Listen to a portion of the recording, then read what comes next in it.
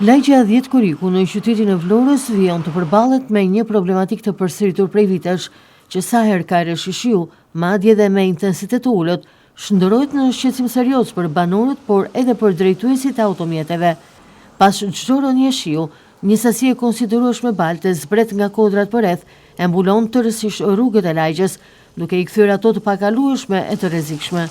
Siç shihet edhe nga pamjet e filmuara nga televizioni 6+ Vlora, rrjedha e baltës shpesh vjen me shpejtësi dhe në sasi të mëdha, duke dëmtuar infrastrukturën rrugore e duke rritur rrezikun për aksidente.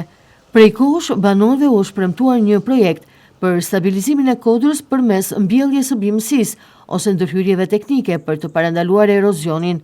Megjithatë, deri më tani nuk është marrë asnjë masë konkrete e situata vazhdon të mbetet po e njëjtë. Specialistët e mjedisit dhe urbanistikës kanë theksuar nevojën urgjente për ndërhyrje për të shmangur përkeqësimin e mëtejshëm të terrenit e për të garantuar sigurinë e komunitetit. Banorët e lagjës 10 Kuriku u bëjnë thirrje autoriteteve vendore dhe qeverisë që të ndërhyjnë sa më parë për të zgjidhur një herë mirë këtë problematik që ka vite që zvaritet pas zgjidhje të qartë.